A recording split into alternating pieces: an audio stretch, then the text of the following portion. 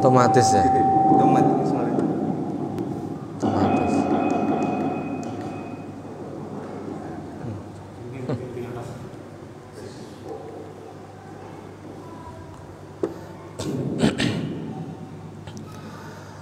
Bismillahirrahmanirrahim. Assalamualaikum warahmatullahi wabarakatuh.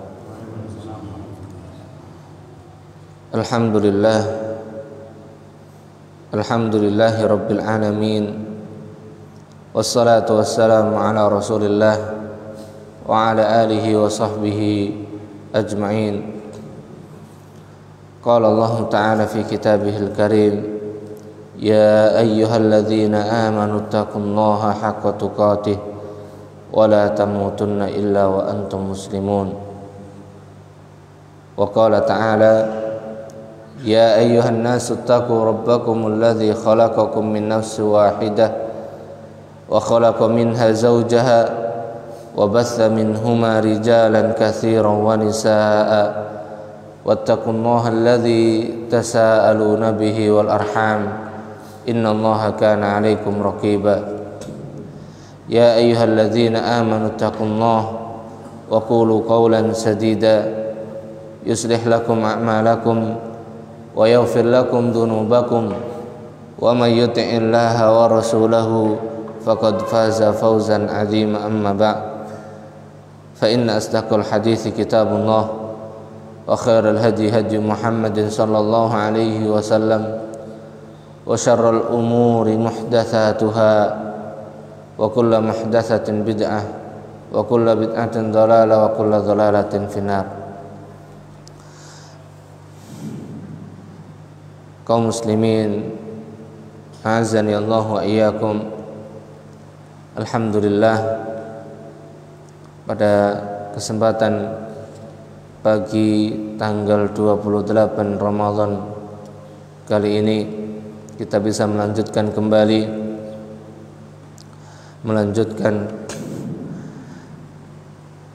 pembahasan kita di dalam sifat salat Nabi sallallahu alaihi wasallam.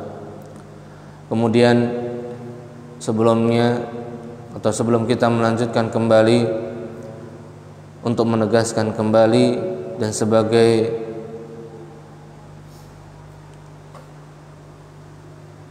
bentuk untuk mengingatkan diri dan juga jamaah semuanya, di mana pembahasan kita ini mengkaji sifat salat Nabi sallallahu alaihi wasallam adalah agar supaya kita bisa pertama mengetahui bagaimana sifat salat yang telah diajarkan oleh Rasulullah sallallahu alaihi wasallam, bagaimana sifat salat yang telah ditunjukkan oleh Nabi sallallahu alaihi wasallam.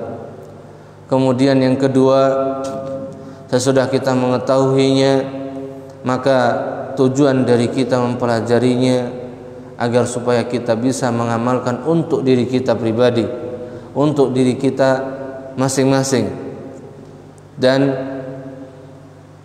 juga agar bisa kita mengajarkannya untuk keluarga kita. Maka ini tujuan utama dari kita mengkaji kembali pembahasan sifat salat Nabi sallallahu alaihi wasallam ini dengan lebih mendetail. Di mana pada kesempatan yang lalu kita masuk dalam pembahasan sujud Nabi sallallahu alaihi wasallam, di mana pertama diawali dengan turun sujud dengan mendahulukan kedua tangan, dan pada sebagian pendapat dengan mendahulukan kedua lututnya. Kemudian yang kedua, bertopang dengan kedua telapak tangan dan membentangkan keduanya. Kemudian dilanjutkan dengan merapatkan jari jemari tangan, dan menghadapkannya ke arah kiblat. Jadi mengarahkan atau menghadapkan jari jemari ke arah kiblat. Kemudian yang keempat, meletakkan telapak tangan sejajar dengan kedua bahu, atau boleh juga meletakkan sejajar dengan kedua telinga. Kemudian poin yang kelima, menekan dan menempelkan hidung dan dahi pada tanah. Menekan dan menempelkan hidung dan dahi pada tanah. Kemudian menekankan kedua lutut dan bagian depan jari telapak kaki ke tanah. Jadi bagian yang perlu ditekan atau ditempelkan, maka pertama bagian hidung dan dahi. Dahi dan hidung ini jadi satu. Kemudian menekan kedua lutut. Menekan kedua lutut dan bagian depan jari telapak kaki, yaitu ujung-ujung jari kaki ke lantai, ke tanah. Kemudian menghadapkan punggung kedua kaki. Jadi kaki, punggungnya dihadapkan ke arah kiblat, sebagaimana ujung-ujung jari kaki juga ditekuk dan dihadapkan ke arah kiblat juga. Nah, ini posisi untuk menekan kedua lutut, yaitu dengan menekan dan menekukkan jari kaki, menekan ujung jari kaki.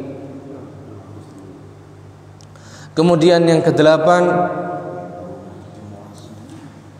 dilanjutkan dengan menegakkan telapak kaki dan merapatkan kedua tumit. Poin yang kedelapan, menegakkan telapak kaki dan merapatkan kedua tumit. Jadi telapak kaki ditegakkan dan dirapatkan tumitnya. Dan dirapatkan tumitnya.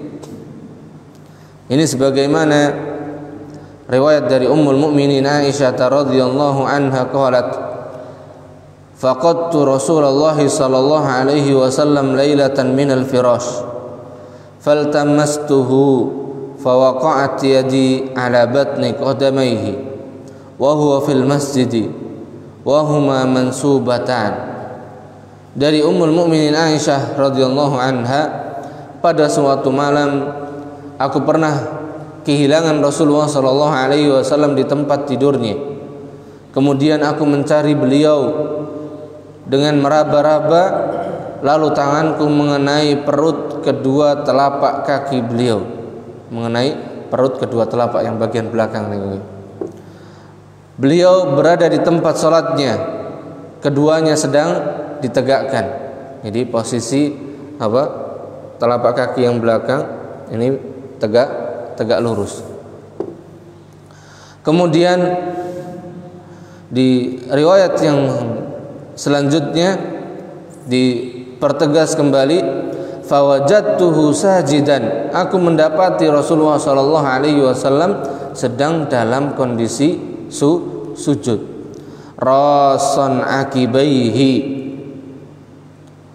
yang ketika beliau sallallahu alaihi wasallam sujud, beliau merapatkan kedua tumitnya, rasan akibaihi, kedua tumitnya dirapatkan, mustaqbilan bi atrafi asabi'ihil qiblah, dan ujung-ujung jari kakinya semuanya dihadapkan ke arah kiblat, yaitu ditekukkan semuanya.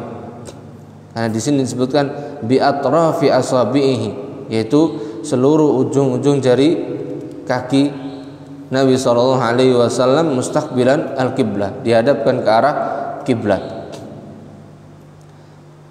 Kemudian poin yang kesembilan, agar bisa ditekuk semuanya. Ini kita sedang membahas yang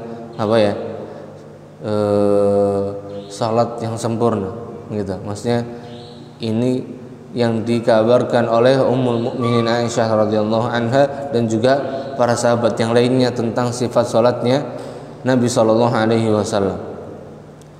Yang kesembilan, supaya bisa ditekuk, maka melemaskan jari-jari kaki sehingga dapat menekuknya dan menghadapkannya ke kiblat.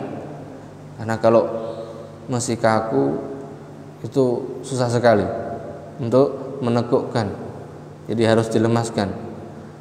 Nah, untuk melemaskannya berarti perlu dilatih dan dibiasakan, karena jari kaki itu khususnya yang bagian mulai tengah ke samping ini kaku sekali untuk ditekuk biasanya. Kemudian Nabi SAW sujud dengan 7 anggota badan.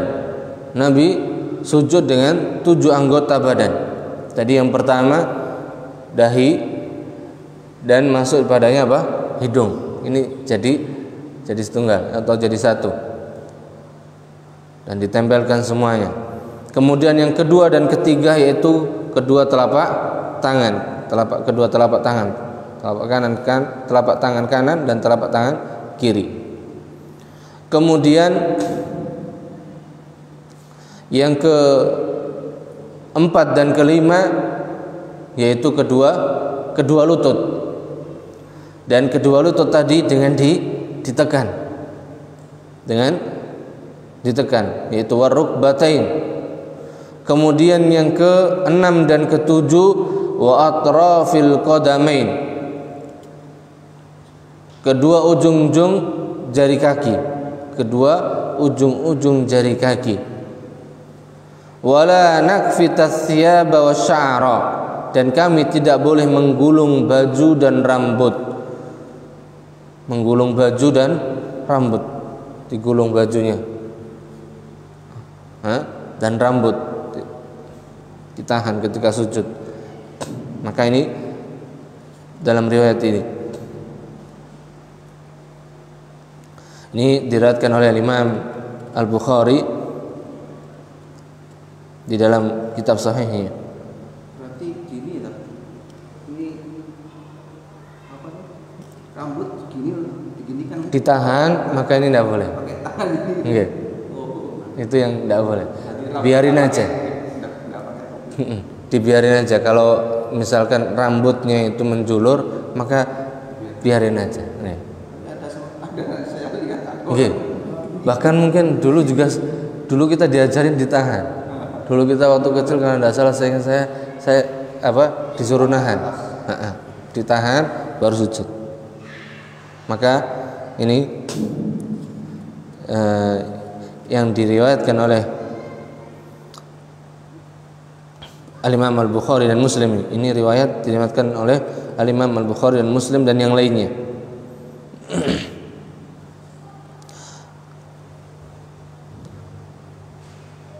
Dan maksud dari menggulung rambut yaitu mencegah terurainya tadi.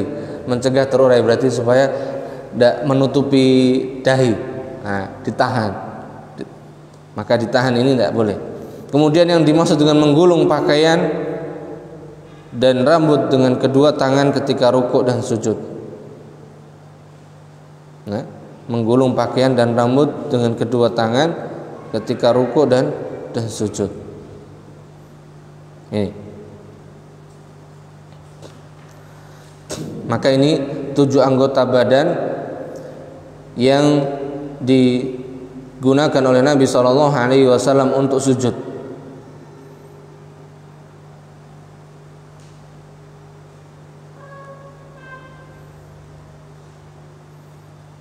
Yaitu pertama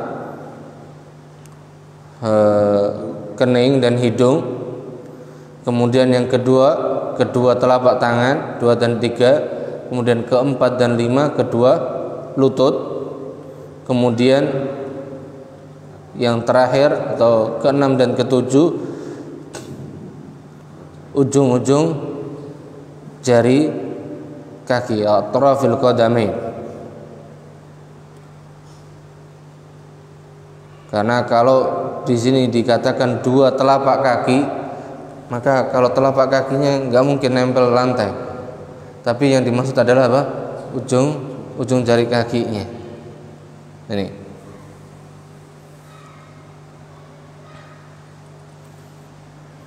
Kemudian ketika sujud maka tidak boleh menghamparkan atau menempelkan lengan tangan pada tanah atau lantai. Menghamparkan, menempelkan lengan. Ini dihamparkan. Maka tidak boleh. Karena Nabi SAW apabila sujud wada'a yadayhi ghairu muftarishin wala qabidhihima. Nabi SAW ketika sujud beliau meletakkan kedua tangannya dan tidak menghamparkannya ke tanah dan tidak pula mengepalkan keduanya. Menghamparkan dan tidak pula mengepal.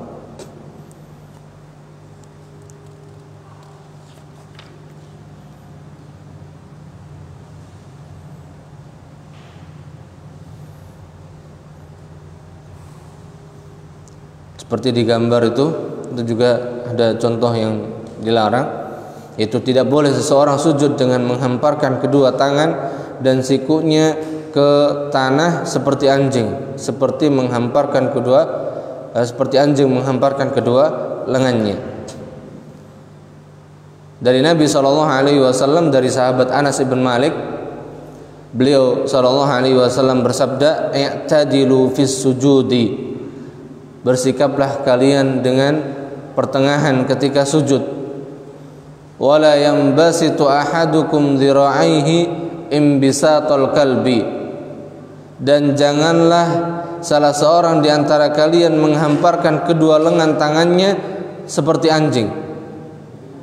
Ya, seperti anjing. Jadi yang dimaksud dengan pertengahan di sini yaitu tidak menghamparkan dan mendekap kedua lengan tangannya. Kemudian yang ke-12 di sini ketika sujud mengangkat kedua lengan dari tanah. Lengan diangkat dari tanah, dinaikkan dan menjauhkan dari kedua lambungnya, dijauhkan. Tapi kalau menjauhkan lebar pas ini ketika sholat sendiri, tapi ketika berjamaah maka sesuai dengan posisi badannya masing-masing. Karena Nabi SAW, kana Nabi SAW idza sajada farraja baina yadayhi hatta nara ibtayhi. Nabi SAW apabila beliau sujud, beliau merenggangkan kedua tangannya hingga kami melihat kedua ketiak Nabi SAW. Ini kalau beliau salat sendiri atau ketika beliau jadi imam kan sendiri posisinya, maka nampak dari belakang putih kulit ketiak beliau sallallahu alaihi wasallam.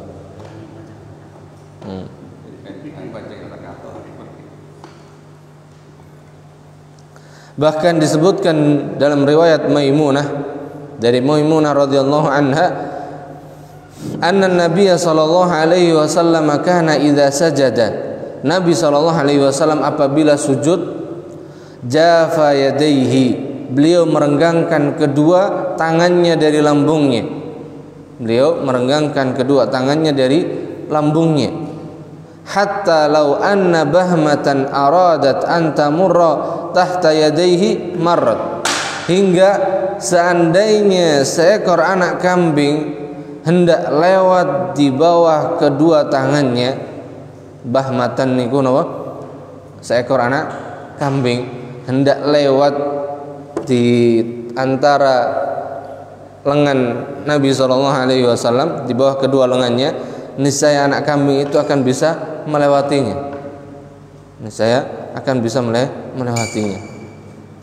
Menunjukkan dilebarkan betul posisi tangannya tadi.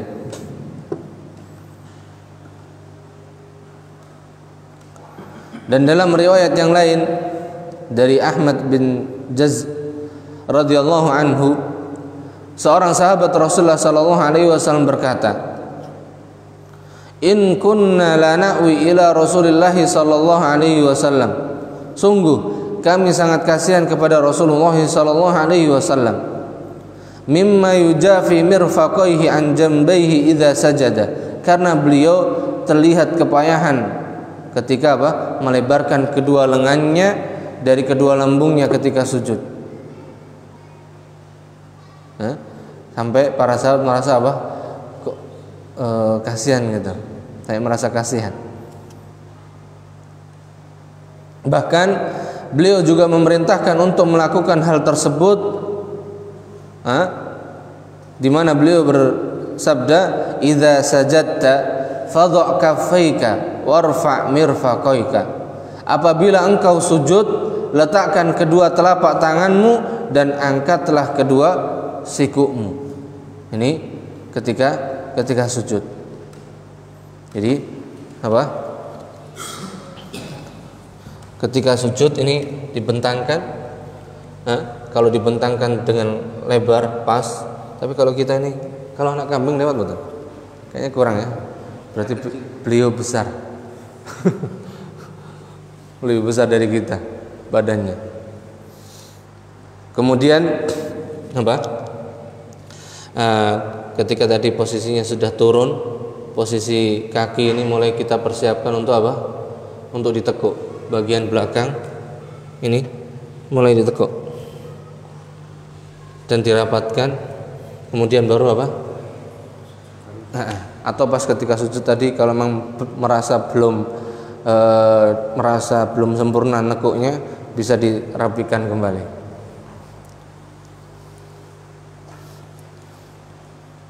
Nah, ketika nekuk ini nanti otomatis kedua lutut akan ketekan. Nah, kalau kita tidak nekan yang belakang, maka lutut pun nggak ketekan. Itu yang kemarin kita sampaikan di pertemuan yang lalu, insyaallah. Bagaimana kalau orangnya cacat kakinya putus? Itu mereka memiliki uzur dari ini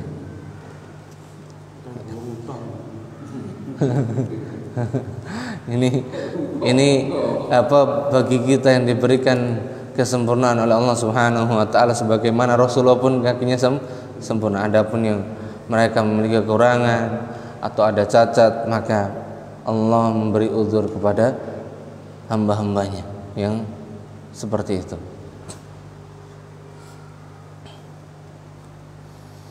Kemudian ketika sujud maka harus disertai dengan tumaninah.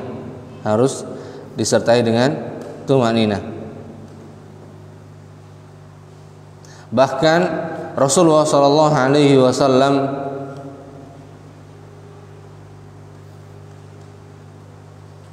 di sini dijelaskan, Nabi sallallahu alaihi wasallam memerintahkan untuk menyempurnakan rukuk dan sujud. Beliau memisalkan atau memberikan permisalan orang yang tidak melakukan hal ini, yaitu menyempurnakan rukuk dan sujud, seperti orang yang lapar kemudian ia makan 1 atau 2 biji kurma yang sama sekali tidak bisa membuatnya kenyang. Yang sama sekali tidak bisa membuatnya kenyang. Ini perumpamaan orang yang tidak menyempurnakan rukuk dan sujudnya. Kemudian Rasulullah sallallahu alaihi wasallam bersabda tentang orang yang tidak tumakninah dalam rukuk, yaitu berhenti dengan tenang dan sempurna. Di mana orang yang tidak tumakninah dalam rukuk dan sujudnya adalah sejelek-jelek pencuri. Pencuri itu sudah jelek, tapi ada pencuri yang paling jelek.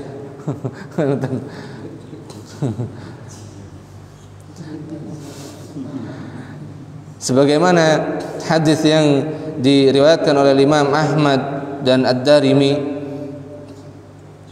dan Al-Imam Albani mengatakan hadis ini sahih dari sahabat Abdullah ibn Abi Qatadah an abihi, dari bapaknya berkata, qala Rasulullah sallallahu alaihi wasallam, Rasulullah sallallahu alaihi wasallam bersabda, aswa'un nasi sariqatan alladzi yasriquhu atau alladzi yasriqu min salatihi, sejelek-jelek atau seburuk-buruk manusia yang mencuri ialah orang yang mencuri salatnya.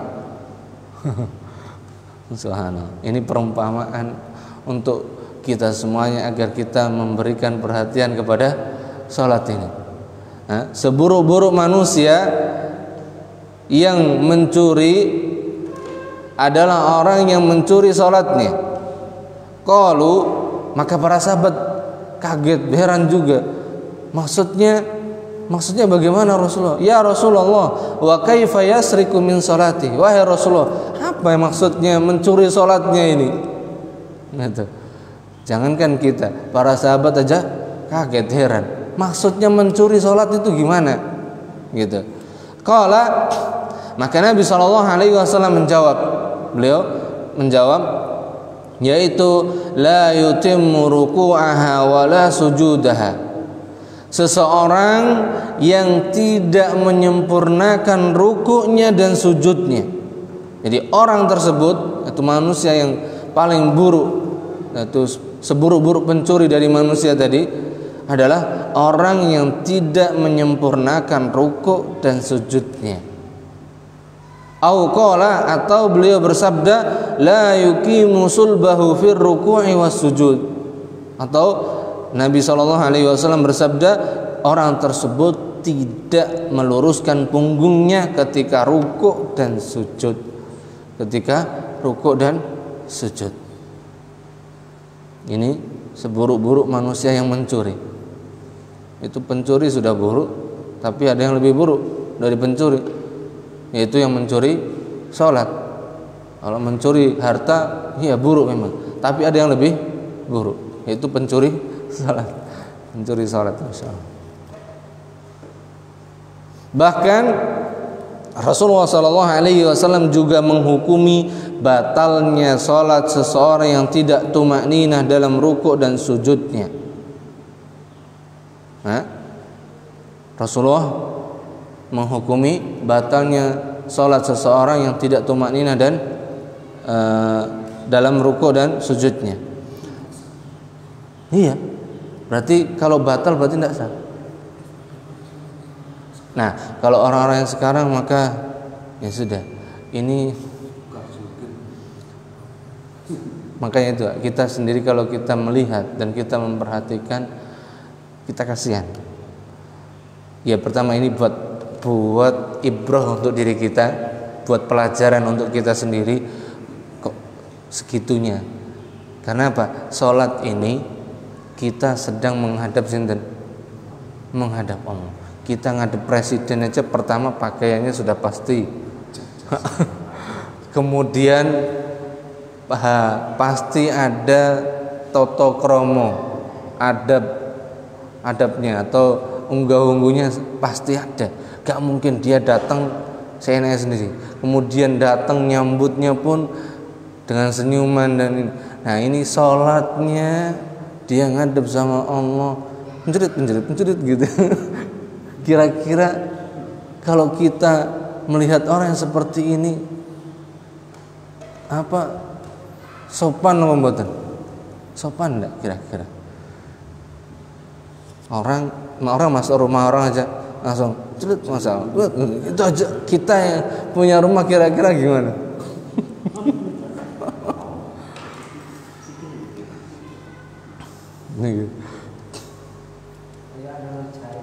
Okay. Namun adapun maka inilah kenapa dakwah sunnah atau dakwah untuk mengajarkan agama Allah Subhanahu wa taala ini kembali kepada tauhid ini harus ditegakkan, harus terus. Karena apa? Kita ajari mereka sholat sedangkan tauhid belum. Tauhid untuk mengagungkan Allah dan Rasulnya ini belum tertancap dalam hati. Kita ajarin sholat itu juga berat mereka ngamalkan. Karena apa? Mereka sudah kadung terbiasa seperti itu. Enggak. Nah, kalau yang kita mendapati seperti itu, kalau kita sudah mengetahui ini untuk solusi diri kita, karena prinsip dengan sikap ini lain. Kalau prinsip maka kita harus punya prinsip di dalam kita hidup, di dalam kita beragama Islam. Maka prinsip kita dalam kita beragama Islam ini, kita kembali kepada apa yang ditunjukkan oleh Allah di dalam Al-Quran dan apa yang telah ditunjukkan oleh Rasulullah dalam sunnahnya. Udah, itu prinsip kita. Tidak ada dispensasi di sini, tidak ada tawar menawar. Lakum dinukum waliyadin. Kemudian adapun menyikapi ketika kita menghadapi permasalahan yang seperti itu, nah, adapun ketika kita sudah sholat, kemudian ternyata imamnya kayak gitu, ya sudah, ikuti imam. Yang penting tetap kita menunaikan seperti misal pas saat sujud atau ketika rukuk tadi masih sanggup atau masih ada bacaan yang kita baca, maksudnya minimal 1 kali, wajibnya kita tunaikan dulu, gitu. Dan kita berusaha sempurna walaupun dengan waktu yang singkat tadi. Nah, adapun ketika kita sudah tahu tempat itu sudah biasa seperti itu, maka ya kita diberikan pilihan.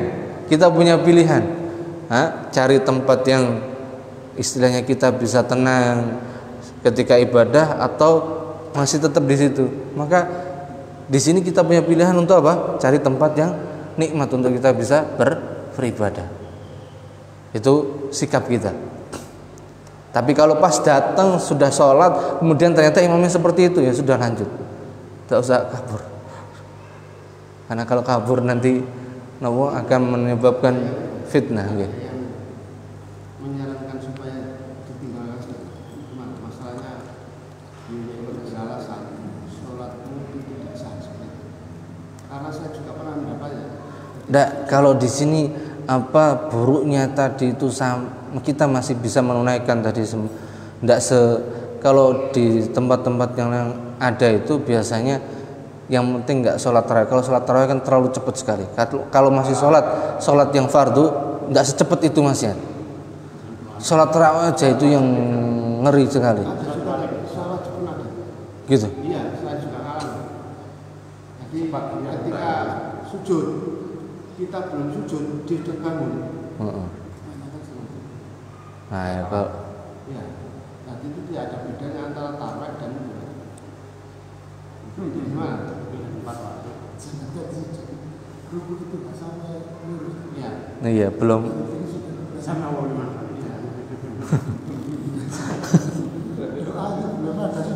Subhanallah. Iya. Ini kalau mendapati seperti ini, pertama imam ini dia yang bertanggung jawab untuk seluruh jamaahnya, karena dia menzalimi seluruh jamaahnya. Dan ya kan namanya makmum ikut imamnya. Nah, adapun sikap kita tadi, kalau kita mendapati seperti itu, kalau di sini di tempat itu tidak ada masalah, ya sudah, kita tinggalin aja. Tidak ada masalah, maka sudah tinggalkan, cari tempat lain, atau kalau memang tidak mungkin ya salah sendiri sudah. Wallahu a'lam bishawab. Karena dalam tapi makanya tadi kalau kita mungkin untuk cari tempat yang lain itu yang lebih utama. Tapi kalau memang kondisinya tidak mungkin, maka tadi salat sendiri atau kita buat jamaah sendiri.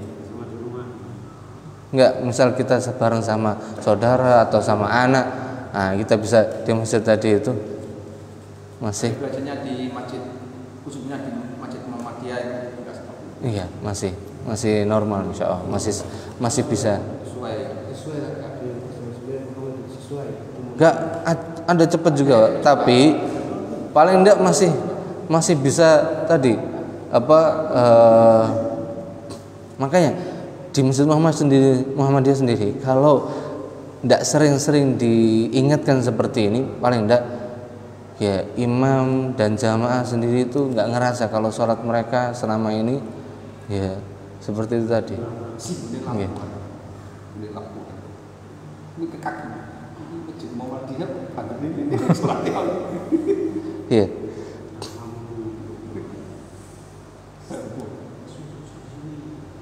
Ini untuk apa? Salat kita, insyaallah. Dan bacaan ketika sujud ada beberapa bacaan yang biasa dibaca oleh Nabi SAW ketika sujud. Dan bacaan ketika sujud ini pun dibaca pula ketika kita atau imam itu menghendaki untuk sujud tilawah. Maka ini yang dibaca pula. Yang pertama, Subhana rabbiyal a'la 3 kali. Subhana rabbiyal a'la 3 kali. Atau ada tambahan subhana rabbiyal a'la wa bihamdi. Atau bacaan yang kedua di sini, subhanakallahumma rabbana wa bihamdika Allahumma firli. Subhanakallahumma rabbana wa bihamdik Allahumma firli. Dan yang ketiga, subuhun kuddusun rabbul malaikati warruh. Subuhun kuddusun rabbul malaikati warruh. Ini 3 bacaan yang mungkin bisa kita amalkan, yang pendek-pendek ini diantaranya. Kemudian yang keempat yang dibawakan di sini yaitu Allahumma firli dzambi kullah. Allahumma firli dzambi kullah. Ya Allah, ampunkanlah seluruh dosa-dosaku semuanya. Dikkahu wa jillahu, yang kecil maupun yang besar. Wa awwalahu wa akhirahu, yang pertama maupun yang terakhir, yang lalu dan yang akan datang. Wa alaniyatahu wa sirrahu, yang terang-terangan maupun yang sembunyi-sembunyi. Karena dosa ini ada yang terang-terangan kita kerjakan, ada yang sembunyi-sembunyi. Maka semuanya kita minta ampun kepada Allah Subhanahu wa taala, dan itu dibaca ketika sujud. Ada riwayat yang lain juga, doa yang lain, Subhanadzil jabaruti wal malakuti wal kibriya'i wal 'azamah. Ini sama dengan bacaan ketika rukuk kemarin. Sama yang subuhun kuddusun rabbul malaikati warruh. Kemudian ada doa ketika sujud yang dibaca oleh Nabi SAW ketika salat malam. Ketika salat malam, Allahumma inni a'udzu biridhaka min sakhatik. Ya Allah, aku berlindung dengan keridhaanmu dari kemurkaanmu. Karena kalau Allah marah, sudah, ini tanda keburukan, sudah. Wa a'udzu bimu'afatika min 'uqubatik, dan aku berlindung kepadamu dengan ampunanmu dari hukumanmu, dari siksamu. Wa a'udzu bika minka, dan aku berlindung kepadamu dari azabmu. La uhsi thana'an 'alaika, aku tidak mampu menghitung pujian kepadamu. Anta kama athnaita ala nafsika, engkau adalah sebagaimana yang engkau memuji dirimu sendiri. Karena pujian yang paling agung dan yang paling layak dan paling pantas bagi Allah Subhanahu wa taala adalah pujian Allah Subhanahu wa taala sendiri untuk dirinya. Kemudian ketika sujud, Nabi SAW menganjurkan kita untuk memperbanyak doa. Jadi yang kita diperintahkan untuk memperbanyak doa padanya yaitu ketika sujud. Adapun ruku maka kita mengagungkan Allah. Adapun yang ketika sujud kita banyak berdoa. Tidak apa-apa. Tidak apa-apa. Tidak apa-apa. Boleh. Boleh. Namun sebaik-baik doa adalah doa yang diajarkan oleh Rasulullah SAW. Itu. Di situ ada hadis bahwa membaca Al-Quran ketika rukuk dan sujud. Nggih. Kalau kita baca yang Rabbana atina itu tidak apa-apa. Karena di sini kita niatnya adalah untuk membaca doa itu. Untuk membaca doa itu, bukan niatnya kita untuk membaca ayat atau surat. Maka tidak apa-apa. Ini terkecualikan dari membaca Al-Quran ketika rukuk dan sujud. Maka tidak mengapa. Tidak apa-apa.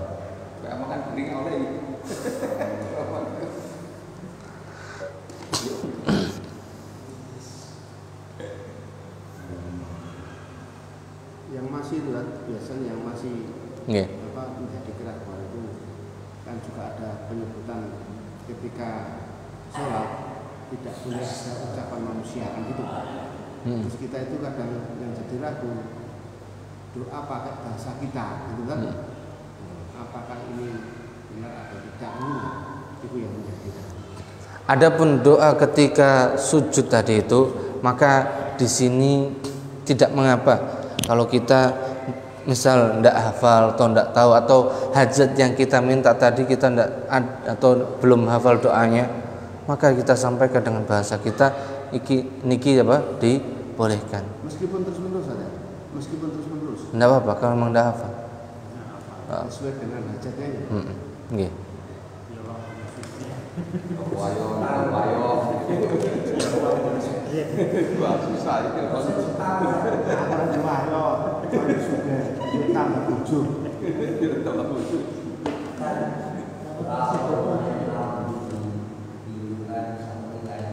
Nih. Nih. Kayak paketan.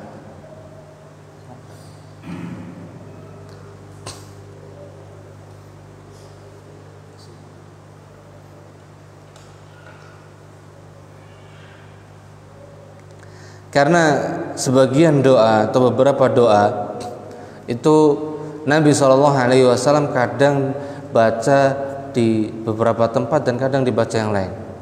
Dan kadang Nabi SAW tidak mengkhususkan bacaan tersebut khusus pada kondisi tertentu aja. Soalnya banyak seperti doa-doa yang diajarkan oleh Rasulullah SAW seperti Rabbana atina fid dunya hasanah dan yang lainnya. Maka ini kita bisa baca kapanpun. Atau Allahumma inni as'alukal huda wat tuqa wal afafa wal ghina dan yang lainnya. Maka ini tidak ada pengkhususan, maksudnya boleh kita membacanya pada kondisi apapun. Adapun yang disebutkan di sini, Nabi SAW membaca doa ini juga ketika beliau sujud dalam salat malam.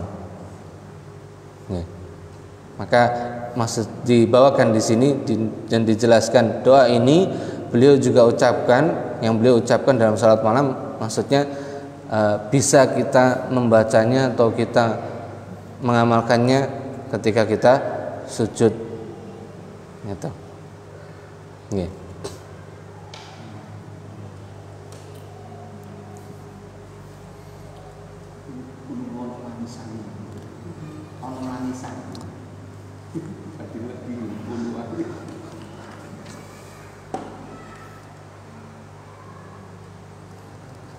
Oke, niki kemudian untuk selanjutnya mungkin ada beberapa waktu kita manfaatkan sebelum masuk, kita lanjutkan ke pembahasan yang selanjutnya. Barangkali menapa bisa praktek rukuk sujud. Sujud di atas tikar. Nggih. Sujud di atas tanah dan tikar. Nabi SAW sering sujud di atas tanah. Ini sebagaimana yang disebutkan dalam sifat salat Nabi SAW karya Al-Imam Al-Albani, karena masjid beliau SAW tidak ada alas atau tikar atau yang semisalnya. Maka Nabi SAW sujudnya di atas tanah atau tikar. Ini di zamannya beliau. Jadi sujudnya masih di atas tanah pasir, di atas pasir. Iya, belum ada lantainya, keramiknya. Maka boleh sujud di atas tanah atau di atas tikar. Berarti kalau di atas tikar Nabi SAW membuat alas. Dan ini diantara bolehnya kita sujud atau masjid dikasih apa nih, keramik atau lantai gitu. Terus sholat di atas kasur gimana? Boleh? Permukaannya kan nggak rata. Kalau di atas kasur ini maka lain dengan tikar. Lain dengan tikar. Maka yang lebih utama untuknya kecuali kondisi apa? Sakit. Kalau dia kondisinya tidak ada uzur, maka sholat di atas tikar, maka ini tidak mengapa. Itu atau di atas karpet, maka ini tidak mengapa di rumahnya. Atau ketika di masjid ada karpetnya, maka ini pun tidak ada masalah. Maka kesimpulan tata cara sujud Nabi SAW yang benar, maka turun sujud dengan mendahulukan tangan sebelum kedua lutut. Ini pembahasannya kemarin, karena dari perselisihan antara turun menyelisihi unta. Sedangkan para ulama di sini ada dua pendapat dalam hal ini. Adapun saya sendiri masih menguatkan dengan kedua tangan. Nah, sebagian para ulama kita menguatkan dengan lutut dahulu. Maka dari penjelasan para ulama, maka menggabungkan antara keduanya ini yang lebih utama. Maksudnya kalau memang dibutuhkan sesekali pakai lutut maka tidak apa-apa. Tapi kalau kita menguatkan pakai kedua tangan, maka sudah kita menguatkan dengan tangan turunnya.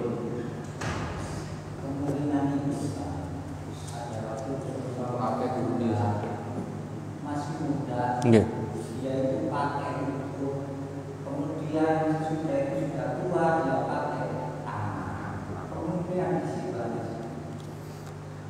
Di antara kemungkinan memang banyak, ya. Di antaranya tadi, karena Nabi SAW ketika masih kuat selalu atau pakai lutut.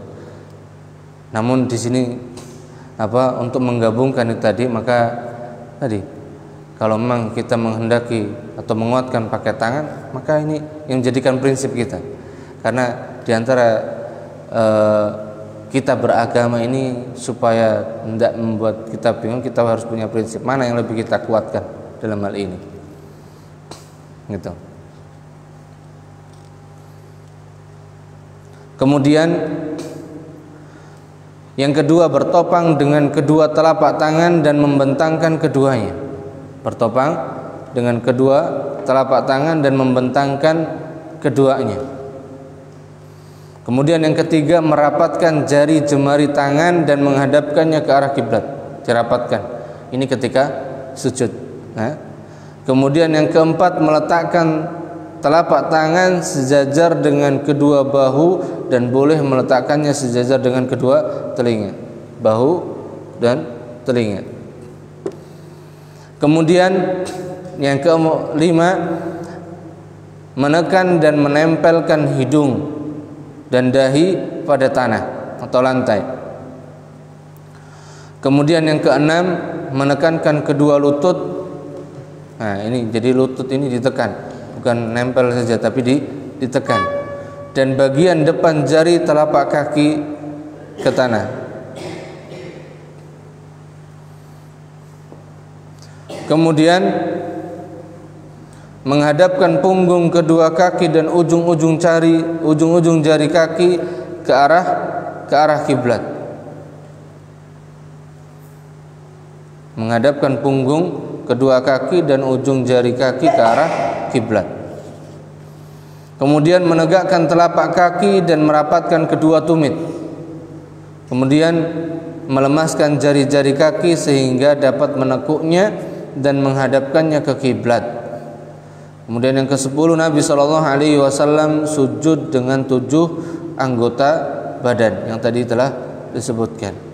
Kemudian yang ke-11, tidak menghamparkan atau menempelkan lengan tangan pada lantai atau tanah. Kemudian mengangkat kedua lengan dari tanah atau lantai dan menjauhkan keduanya dari lambungnya. Dan ketika sujud wajib untuk tumak-ninah. Dan ketika sujud wajib membaca bacaan ketika sujud yang disyariatkan. Maka bacaan yang disyariatkan ini wajib dibaca dulu. Nah, ketika sholat sendiri, ketika selesai bacaan yang wajib tadi bisa ditambah dengan doa yang lain. Doa yang lain. Kemudian yang ke-15 memperbanyak doa ketika sujud. Ini anjuran dan disyariatkannya doa ketika sujud, yaitu memperbanyak doa. Dan yang terakhir, tidak mengapa sujud di atas tanah dan tikar. Ini kesimpulan dari pembahasan tata cara sujud Nabi Shallallahu Alaihi Wasallam.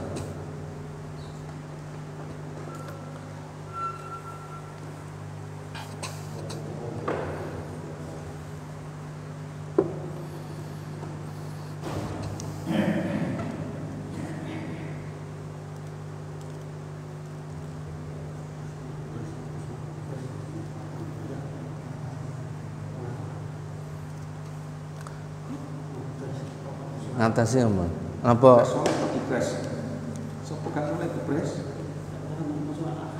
Ora oleh. Kenapa? Gebres apa itu kita membaca alhamdulillah dalam sholat kan nggak boleh.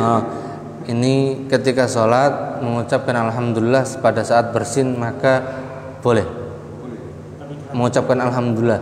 Yang tidak boleh itu kalau ada yang jawab gebresan tadi. Jadi ketika ada yang gebres, maksudnya bersin, kemudian mengucapkan alhamdulillah, maka yang lain berhenti, maksudnya tidak menjawab. Tapi kalau yang orang yang tersebut mengucapkan alhamdulillah, maka ini tidak mengapa, boleh. Ada riwayat dari Nabi SAW, ada salah seorang sahabat yang bersin kemudian mengucapkan alhamdulillah. Nah, yang mengucapkan alhamdulillah tidak ditegur, tapi yang ditegur oleh Nabi SAW yang jawab. Yang jawabnya yang dilarang untuk menjawab bacaan alhamdulillah tadi, karena ketika sholat ini hanya ada tahmid, tahlil, takbir, tasbih. Nah, alhamdulillah kan masuk bagian dari tahmid, maka dibolehkan oleh Nabi SAW. Terus waktu sholat tapi menguap dalam hati mungkin la ilaha illallah. Enggak, untuk menguap tidak ada bacaan apapun. Tidak ada bacaan apapun. Untuk menguap tidak ada bacaan apapun, maka ketika menguap cukup ditahan. Ketika sholat ditahan aja. Biar tidak buka gitu.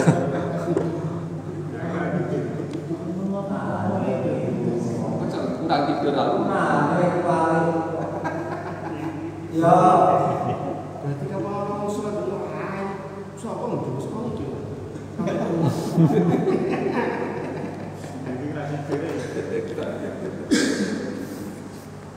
Oke, insyaallah itu dulu.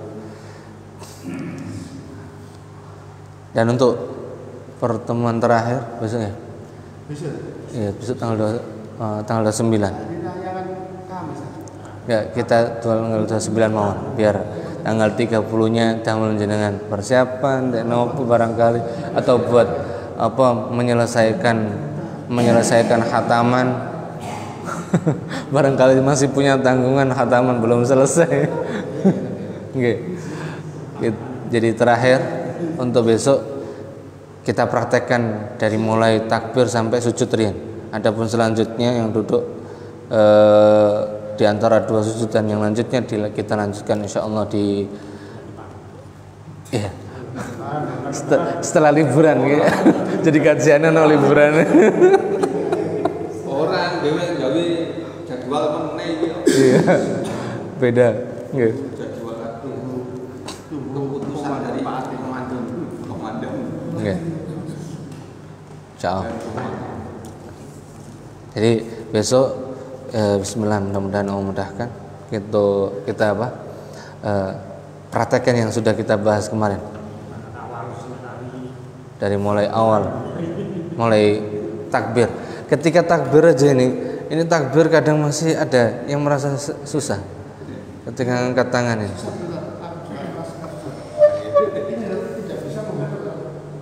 Iya, menegakkan ini ya. Iya. Sepertinya kencang ya perasaannya. Kencang. Prakteknya susah, nggak bisa. Oh. Harus Oh, enggak. Ya biasa Ini. Nih. Nah, kesulitan. Udah sampun benar. Ngoten nggih. Ayo, Pak. Berarti enggak apa-apa. Enggak usah terlalu gini juga. Enggak, biasa. Udah tak gini loh. Kakak gini. Gini. Jadi gini nanti. Yang saya kejar itu tidak menghadapi berarti Biasa. Oke. bisa. Ininya nggak rapat ya, biasa. Nah, biasa. Nah, yang susah itu menyesuaikan ke sejajar pundak, kemudian sejajar dengan telinga. Jadi tidak pakai ditarik ke samping, tidak pakai dimasukkan ke dalam. Jadi biasa ini. Biasa mah. Kan mungkin perasaan karena dia pakai perasaan ya, gini. Itu kan hanya untuk memudahkan. Napa? Seperti tadi yang Gini. saya praktekkan itu kan aku Oh. memudahkan karena aku mengejar ini. Jadi Nah ya. tapi itu agak begini. Ini posisinya sesuai dengan. Agak gini, gagak gini. Nah, kalau yang menggagah gini tadi, kalau pas sholat jamaah kasihan samping. Nggak ganggu samping. Nggak ganggu samping, betul ganggu. Ganggu. Iya. Iya sama. Pelanggaran. Berarti nggak boleh kan ya? Meskipun Biasa. mengejar ini menghadapi nggak boleh. Iya, sudah. Coba jangan takbir. Berdiri, ambil berdiri mohon. Coba, biar. Tuh, bisa. Nomor. Bisa itu. Padahal